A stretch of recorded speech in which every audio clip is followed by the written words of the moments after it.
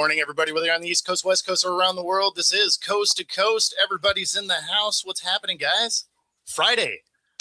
It's Friday, and man, I got to go jump right into hockey. And I know that this Mr. Alabama guy over there is not going to know much about this, but um, you know, I'm a little frustrated with the Flyers. They got to make a trade today, and I know that they're not going to. Yep. And it's that bothers me. We have a couple of guys on this team.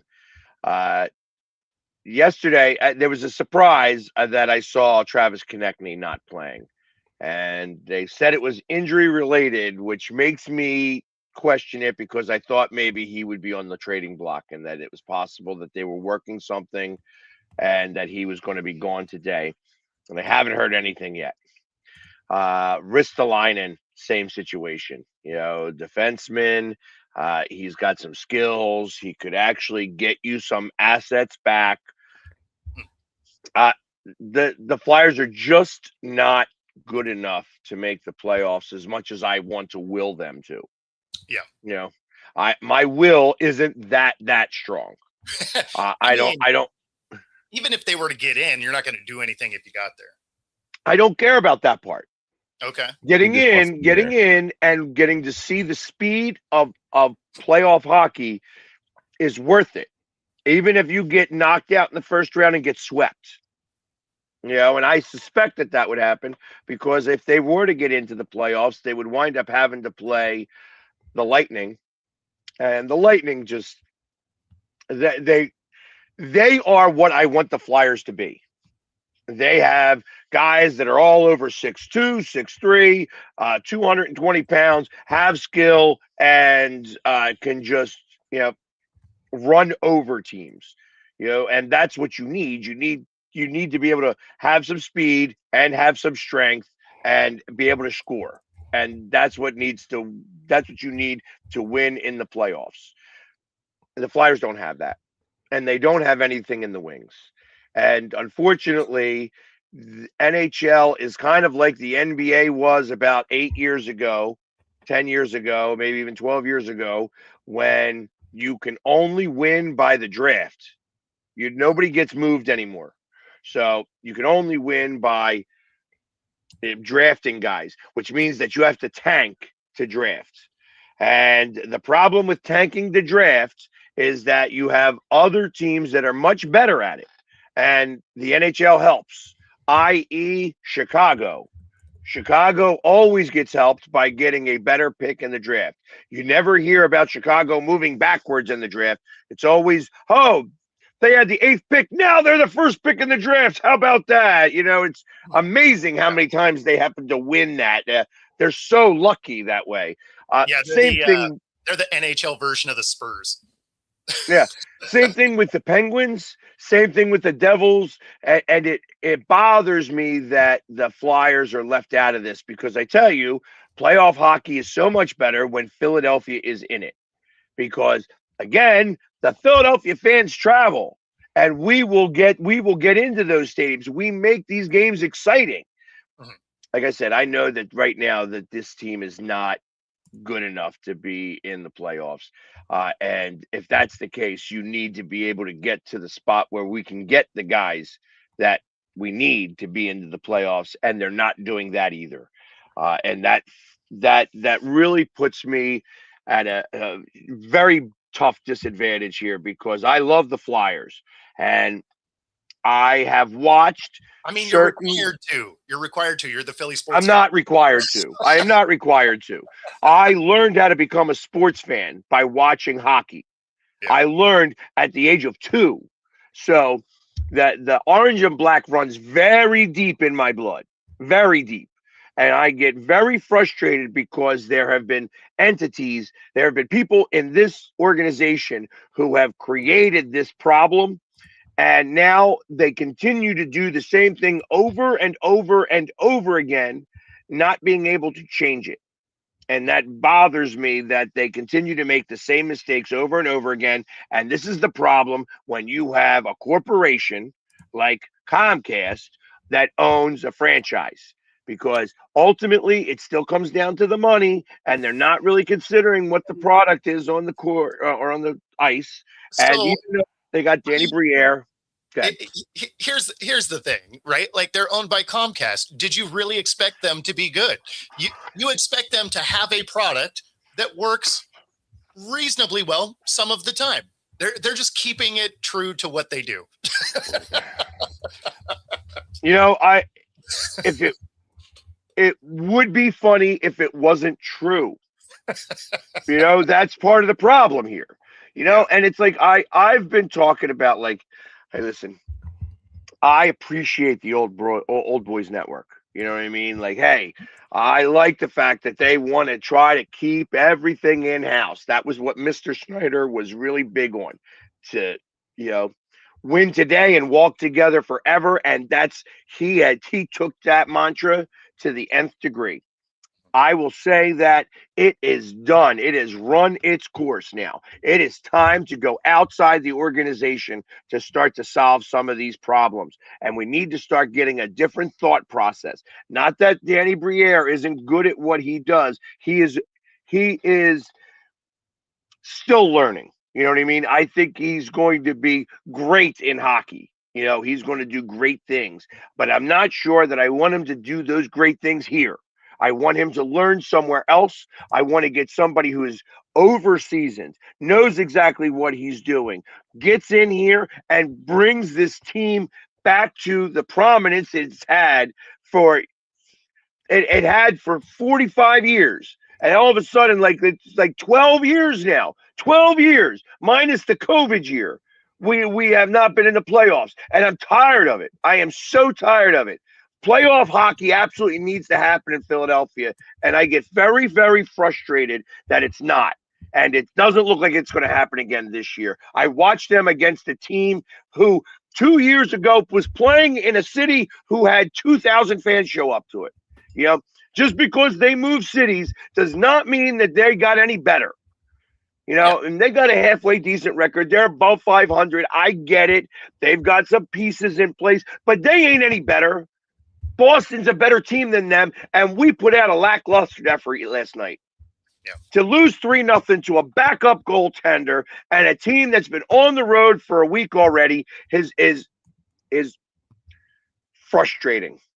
No, I get it. I mean, we lost to the Blues again the other night, and it wasn't as bad of a loss, but the Blues aren't a good team, right? They're a sub 500 team. But for whatever reason, we can't seem to get it done against them.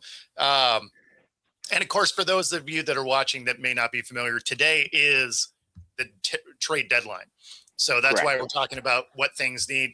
Unfortunately, the Kraken are exactly in that same spot.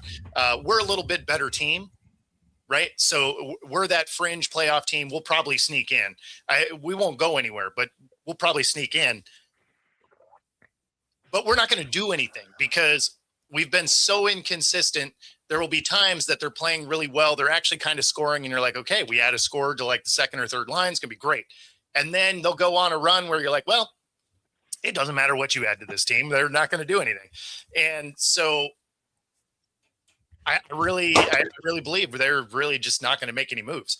Now, the GM has a press conference today, so I'll be at that, as soon as the trade deadline is done, because it's done at noon Pacific. So, and I will tell you this. I say so if. And we can talk about this a little bit more after the show. If you want some real questions to ask the GM, to not just figure out what's the goal for the end of this season, but moving forward, because I tell you, I need them to ask some of these questions to we don't have enough in our farm system to be able to push forward. I remember them drafting Jet Luchenko. and he's coming along nicely in the OHL. We got a player in the NCAA who's doing very well, but of course, they're not going to bring him up this year because they don't want him to lose a year of eligibility for whatever reason. And it's like these are the things that are going on, and we're going to wind up with a mid-level pick because we're not going to get any help. We're going to wind up losing spots because teams like Chicago and the Devils will move up in the air, and we get pushed back some because of that. And it's like, and I will tell you that this has gone on since Paul Holmgren for the Philadelphia Flyers. I was so frustrated when they brought him on, and then when he started to making all the decisions, I was never a fan of him. Again, I always talk about championships and collecting them. That the more championships you collect around you, the more people get to understand what it takes to create and to win a championship. And that's part of the problem. When your lead guy, Bobby Clark at least won 2 Stanley Cups.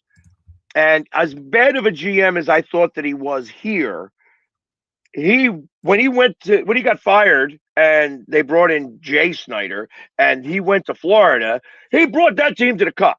He was able to get that team to a cup. And what that told me is that it's not that he is unable to do it. It's just that I think that he needs a fresh start, that there were people around him that were stopping the progress.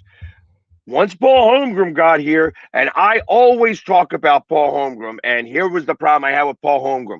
Paul Holmgren never won a championship. He never won it in juniors, never won it in seniors, never won it in the WHA, never won it in the NHL, never won it as an assistant coach, never won it as a full-time coach, never won it as an assistant GM, never won it as a GM, never won it as a president. So how does this guy know how to win a championship if he's never done it? And it's been so frustrating and so angering because they continue to think that he's got the right way. You cannot ask for directions from somebody who's never been there.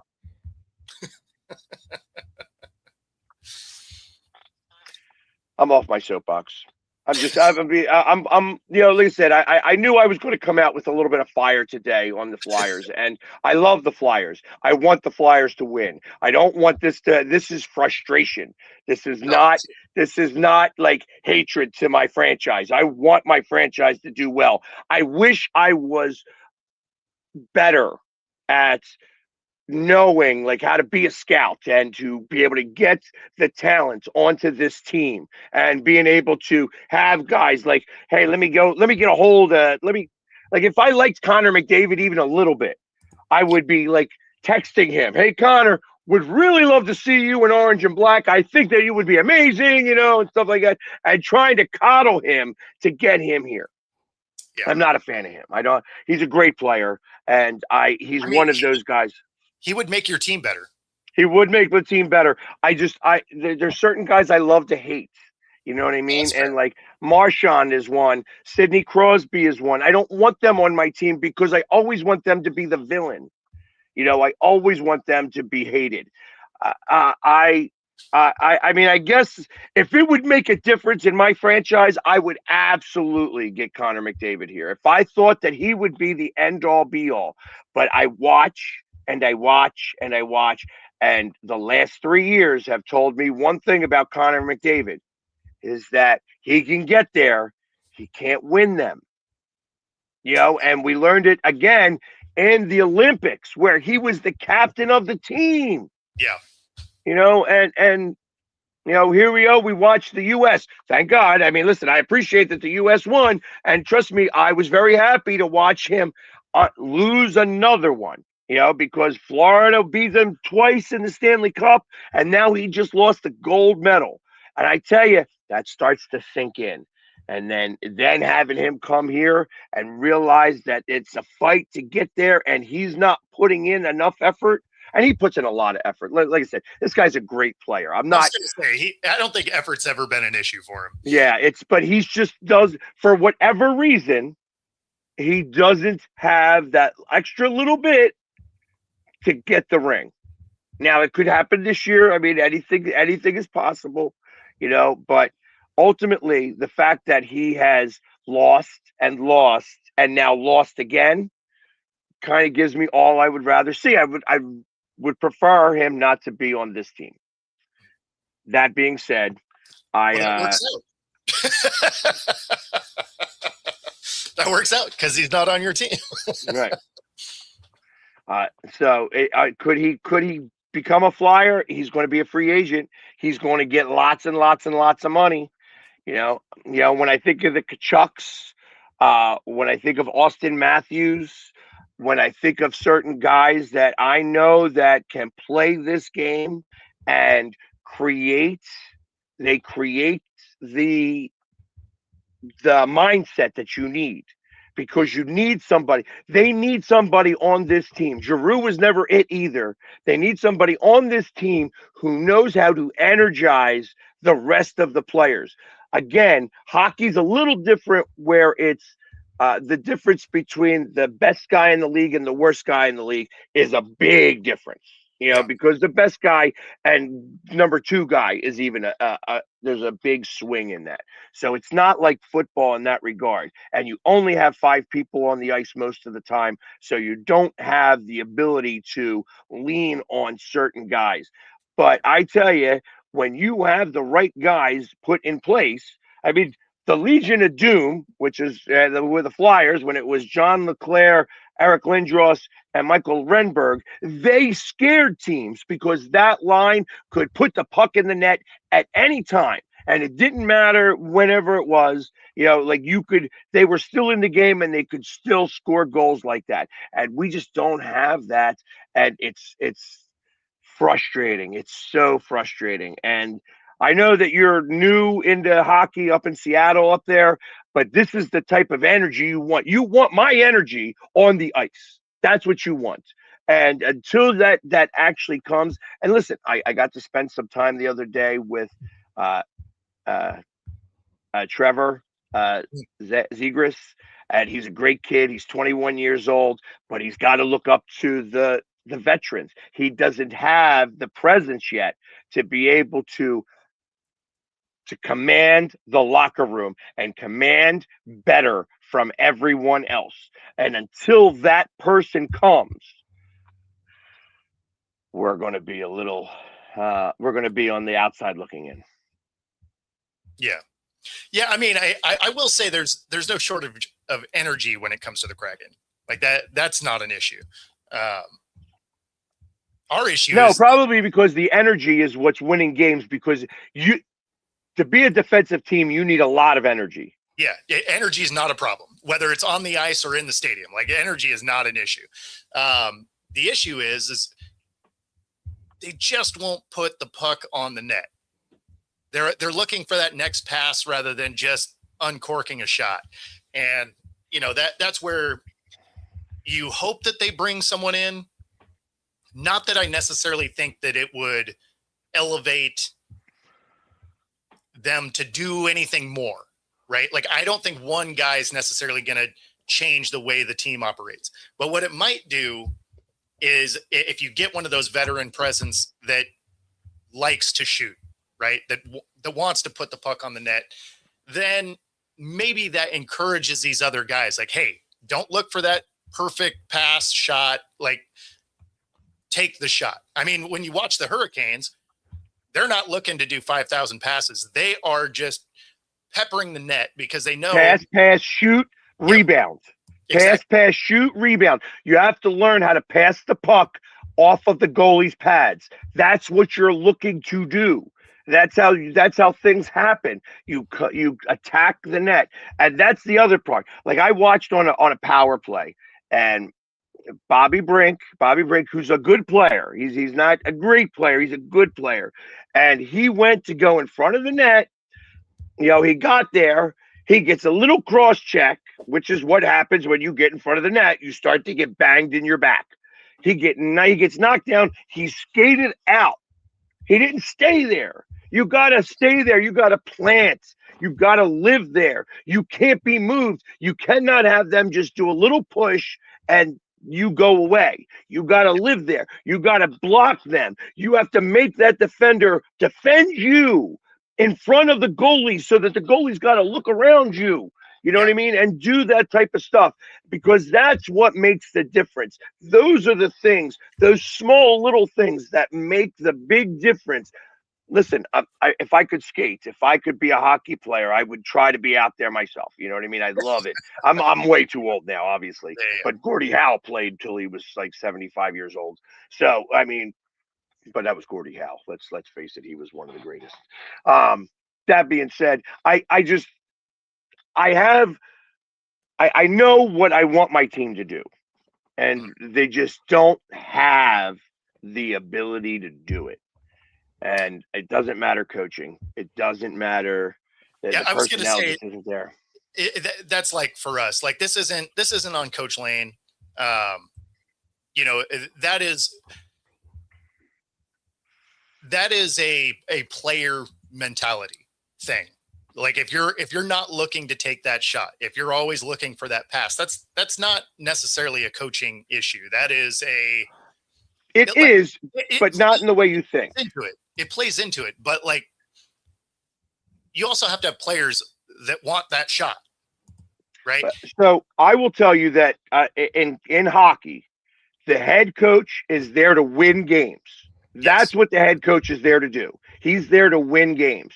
You have 3 assistant coaches. You have a goalie coach, you have a defensive coach, and you have an offensive coach. Your offensive coach has got to be the one that teaches the tape-to-tape passes and to put the puck on the net.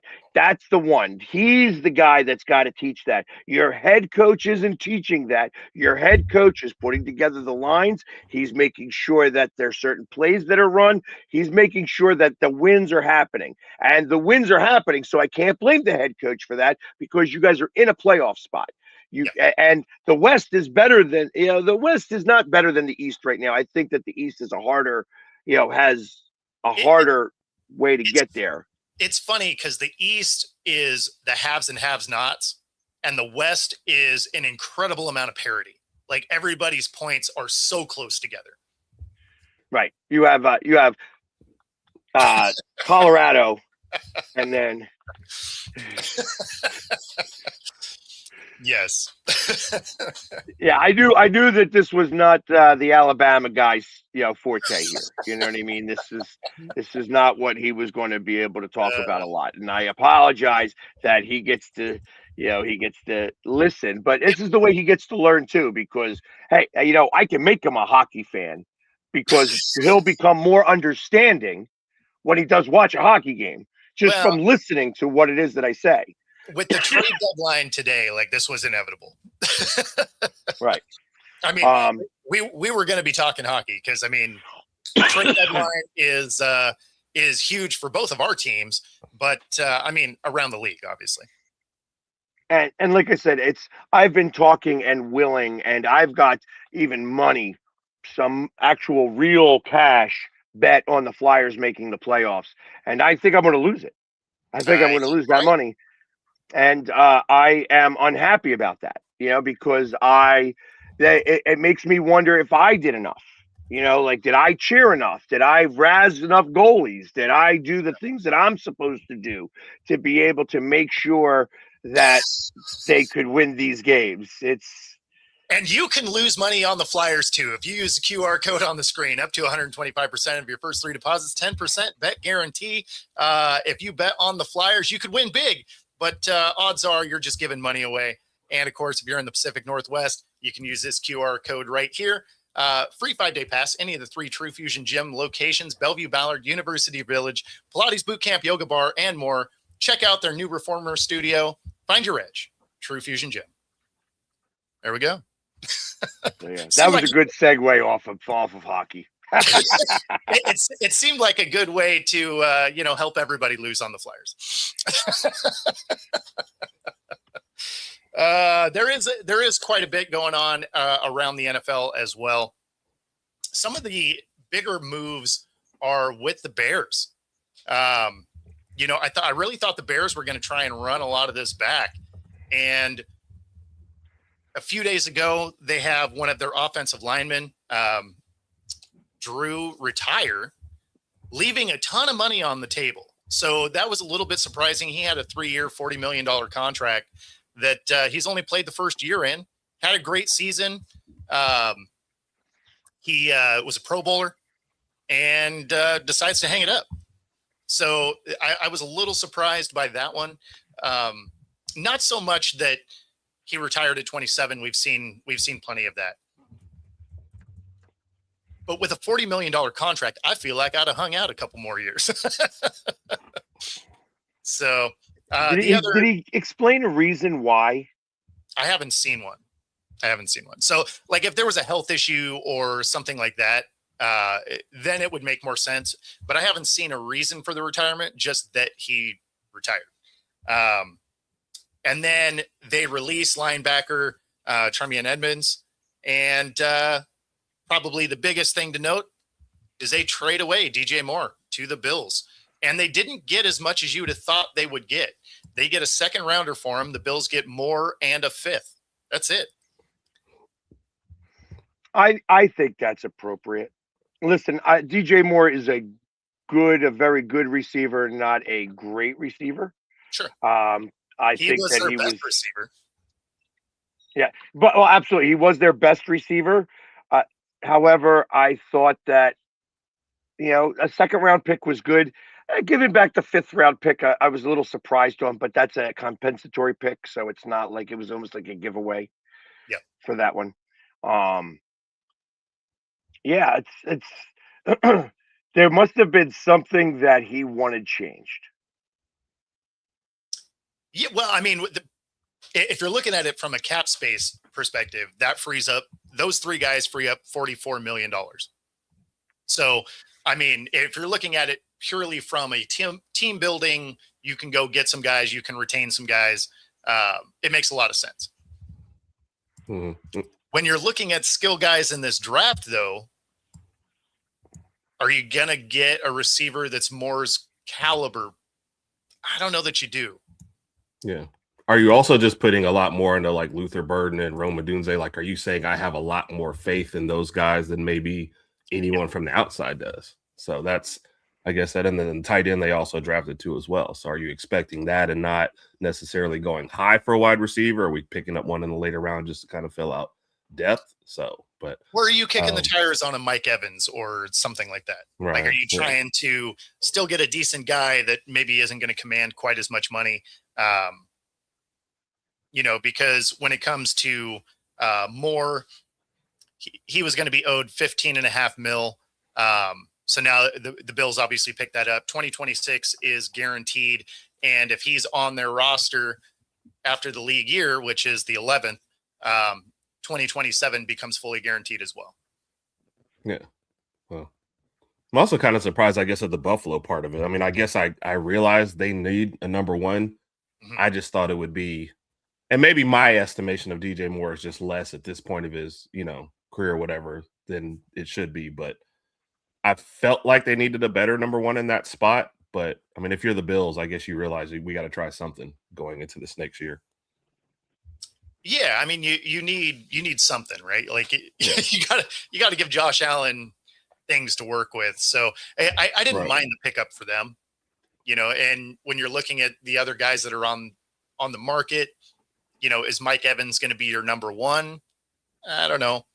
I mean, at this stage in his career, obviously Diggs is available. He's old, might be in jail. Really don't know. So I mean, like, does he get paroled on weekends though? Like, does he have like one of those? It's work release.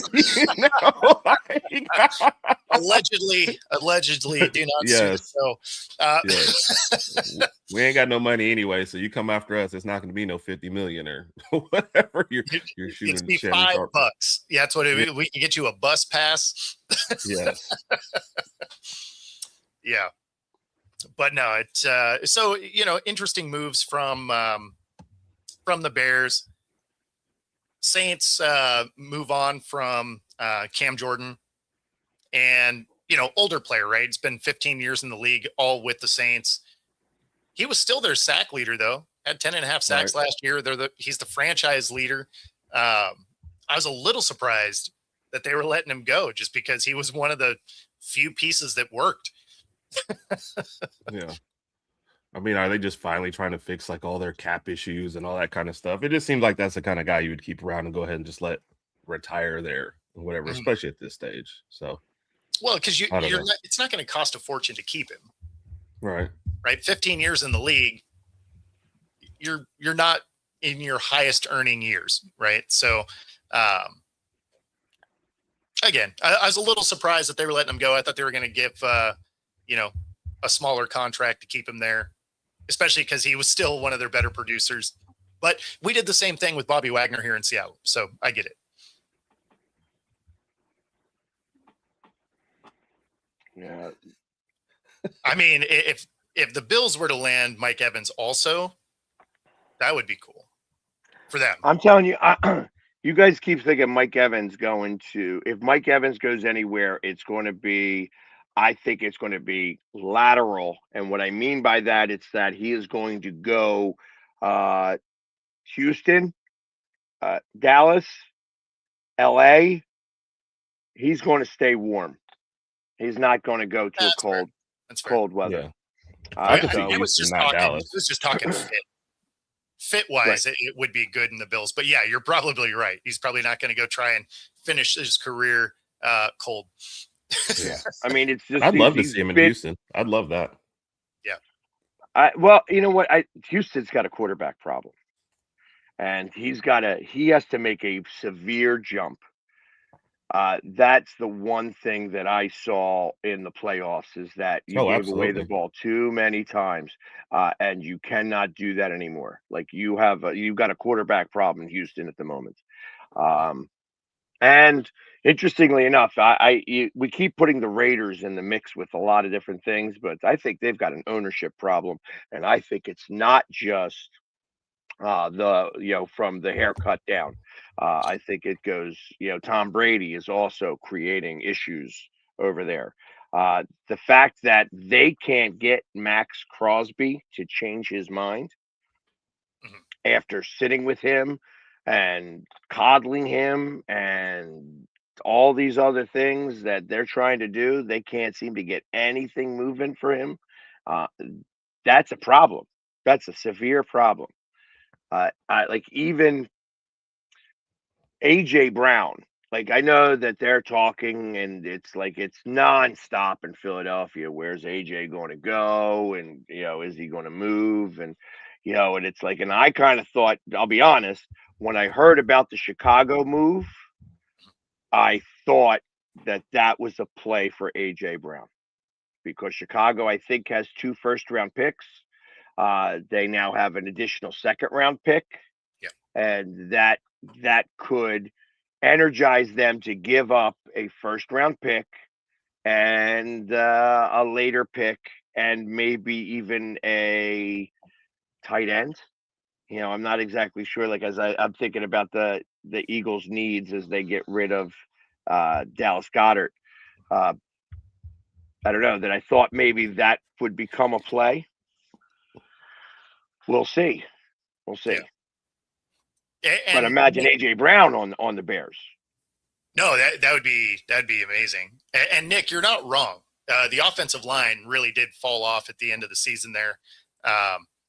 But CJ Stroud at the same time completely imploded. Like he was his own worst enemy. He was throwing to wide open defenders. Terrible. Yeah. Yeah. There were too many times where he was outside of the pocket and free and was still throwing terrible interceptions. So Exactly. yeah, the line was bad, but there was points just left out there. And when you have a defense like that, if your offensive line is bad, play safe, throw it away, punt it. They would have been better off in certain possessions if they just punted on first down versus letting CJ Stroud do anything. So no, I get the other stuff, but no, he was just terrible in that game.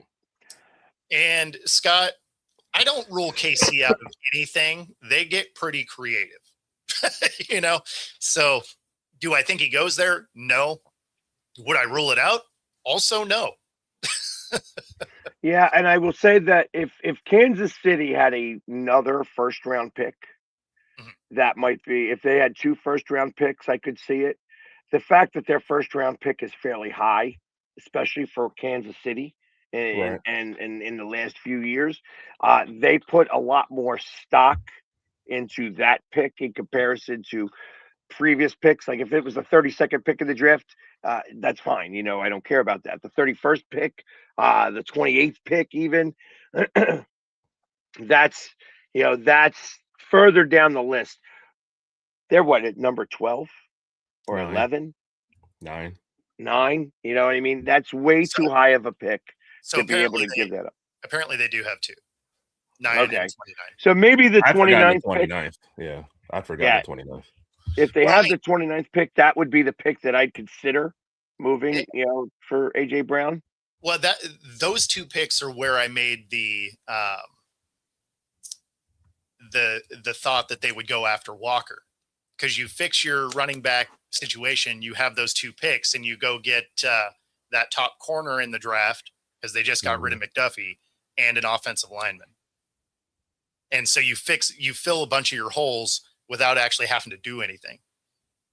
And then McDuffie leaving frees up enough money to bring Walker in. That's where that 29th pick came from McDuffie. Yeah. Okay, so Yeah. that makes sense to me now. That's okay because I'm Yeah. like That's why I I'm like, forgot they that didn't one. I was have only 2 thinking picks. 9. Yeah. But But if now they they were to do. go that route, then they get their running back situation figured out. They replace the corner, and they fix part of their offensive line. So if Love is still available at 9, even though people don't think he is, do you Yeah. just keep that pick and go with him, or are you trying to do something else with that pick instead now? So if you go and get Walker, then no, you go and you get your Corner. your corner, because that's about where that one's going to go anyway. If you don't get him, then yeah, they probably get Love because they need a running back. I mean, they have to figure that spot out. Right. I tell you, Reed is not a first round running back guy. He doesn't like They to put traded running back backs in the Get first. I guess after they did Clyde Edwards-Helaire or whatever, I guess that was the last time they saw it. That didn't work out, never again. Yeah, Well, so but he's not traditionally that way.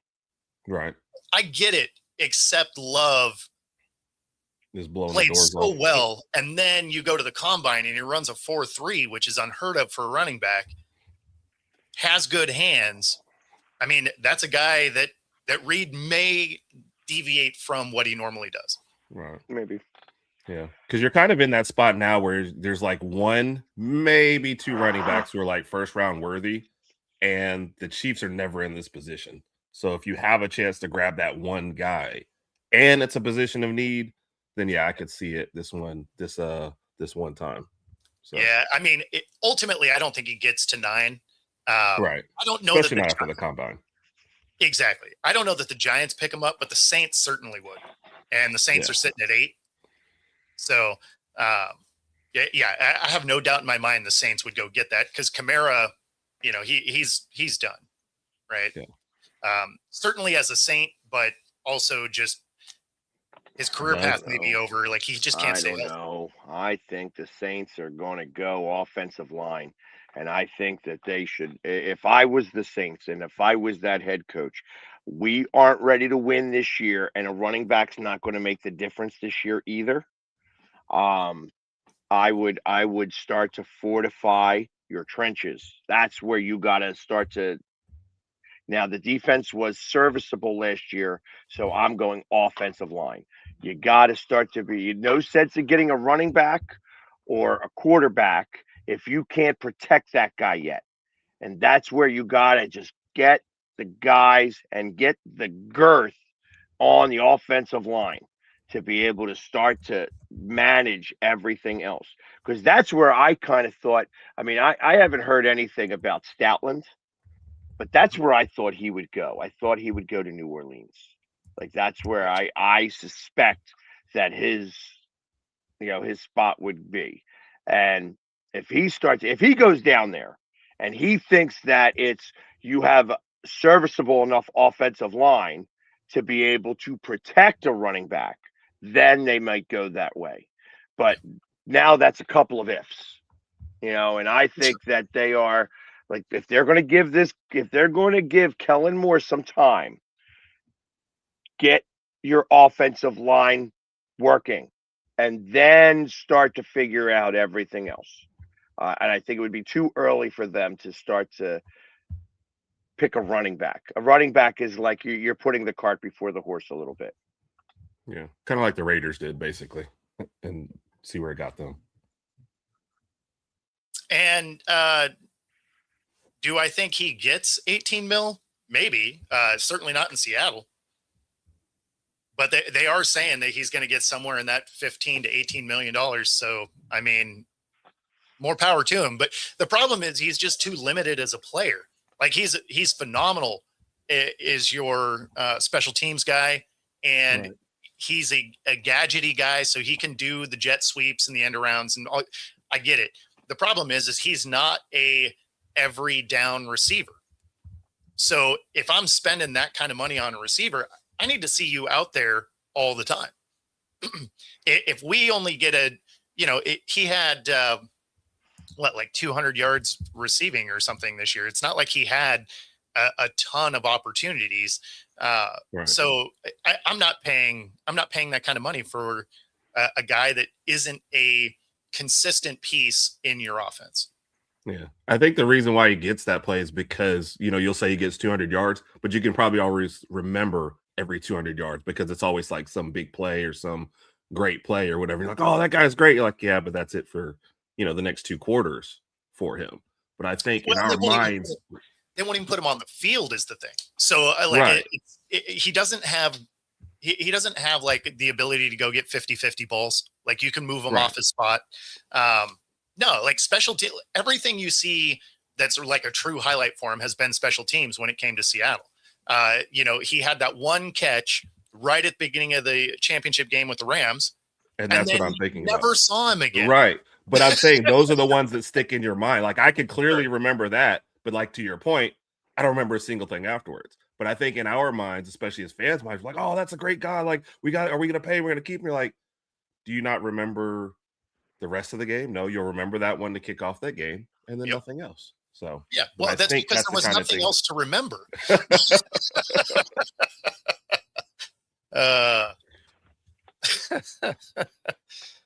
Yeah, and offensive line, obviously, those are positions that are kind of deep in this draft. So you don't necessarily have Yeah. to go get a guy at number 8, right? Like if you're the Saints, you can still get a solid guy at the beginning of the second round. Because there's only a couple of like standout guys at the top. And then really from the middle of the first round through the middle of the second round, it's a lot of the same guy. Mhm. Here's the problem that I have. When all of the pundits say that it's a rich draft of a certain position, you find that they are all wrong. So Just because there seems to be a lot of parity in the higher portion of that position, I feel like that is not as good as what everybody thinks they are. So I'm not saying these guys are elite, right? What I'm saying is there's not a lot of drop off between the middle of the first round and the middle of the second round. So really what that means, you got a lot of second round guys. Yeah. That's what that says to me.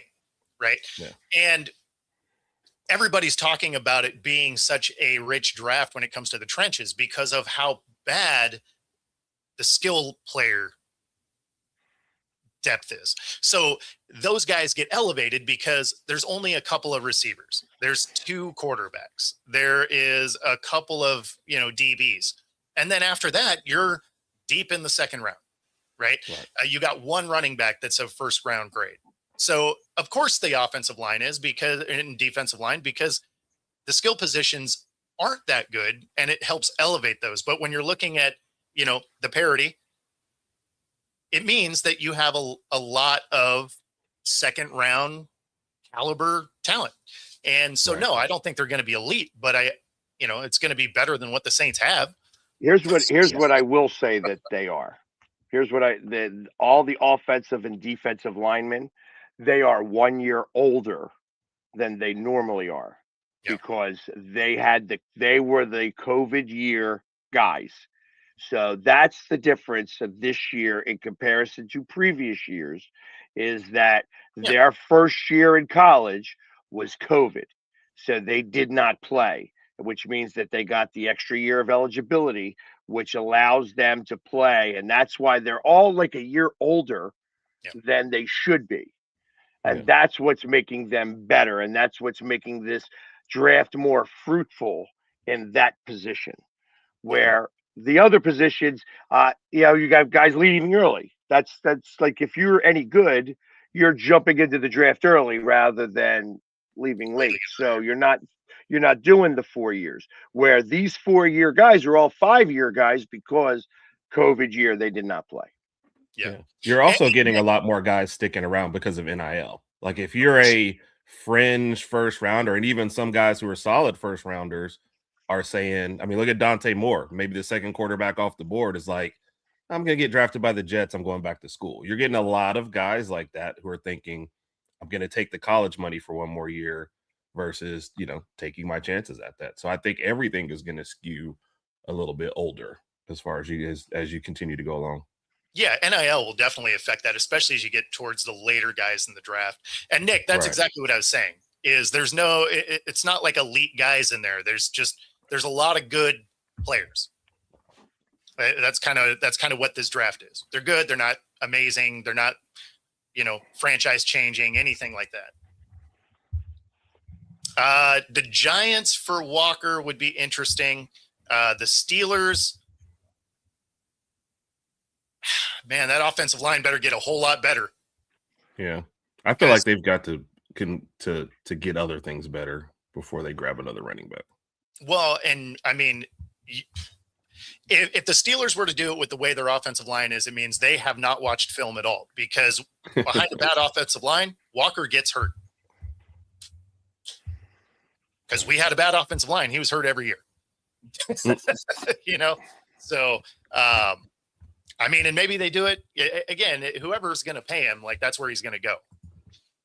And I'll be honest, I feel like the Steelers are in a holding pattern. I just the hiring of the coach is not the way they normally do things. The way that they're attacking the quarterback position is not the way they normally do things.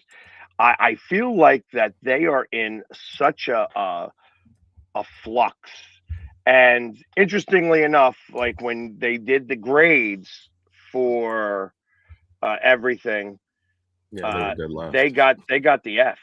They got the F. So it makes me wonder what's happening over there with that franchise. I mean, it's been a storied franchise for so long, but has it passed its peak?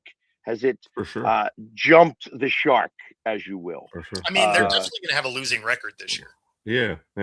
I used to love Tomlin, but I've been saying at least for 2 years it was time to move on, because I think it became about the pursuit of not having a losing season versus, I mean, you were almost guaranteed, hey, one and done playoffs. Like, this is what the team is going to be. Let's get to the playoffs.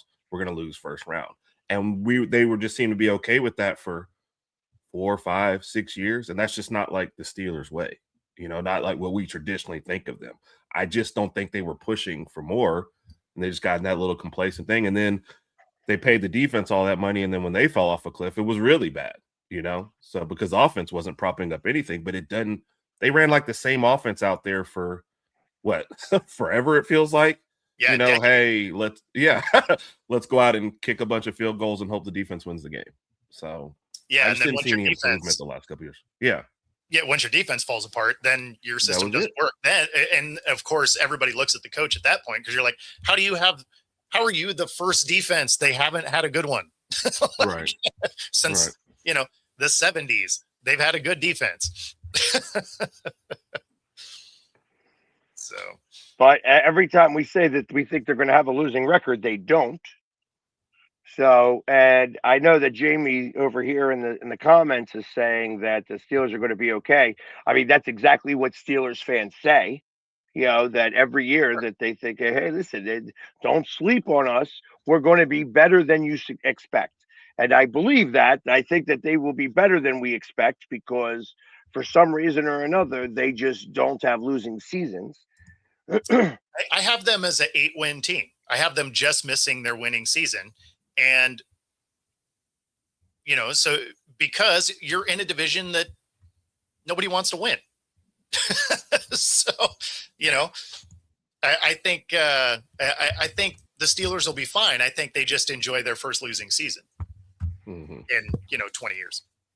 No, Jamie, I'm going to Clearwater, Florida tomorrow, so I'm going to miss that Penguins game, unfortunately. As much as I'd love to go, I can't make it. It's going to go play in the sun. So, But I look at it as that I think their offense will be better because the one thing that I have to give to McCarthy is that he is innovative and does understand what he does and does not have and able to use his strengths properly on offense. Uh, the defense is good enough that they will be able to they can't be any worse than they were last year. You know what I mean? I was gonna say, are you predicting a bounce back for the defense? Are you saying that's in the yeah, I card? think that they're going to be a little bit better than they were before. You know what I mean? Because now you got somebody new. Somebody's new is playing with this toy.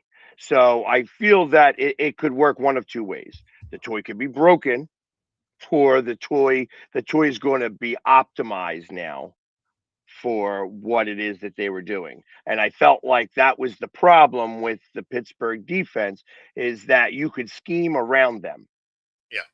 Yeah. And that's that they were becoming too transparent with what it is that they were doing. And because of that, you could beat them. That being said, they still made the playoffs. Yeah. Well, You know what I mean? again, you're playing in a division that nobody wanted to win last year. So, I mean, Right. and you could see more of that this year, right? It's not like I trust any of the teams that are in that division. Right. So, Yeah. I mean, you don't Well, think look, that you got them at because 8 wins. Cincinnati's You coach? get, yeah. I mean, the fact that they just got rid of their only defensive player, I mean, and don't sound like they're really trying to do anything to get that better. No. They don't have an offensive line. I would say that the Bengals, again, it's just going to be the shootouts. And unless they can put up 48 points a game, they're going to lose a lot of games still. Yeah. Even when they do put up 48, they lose 49-48.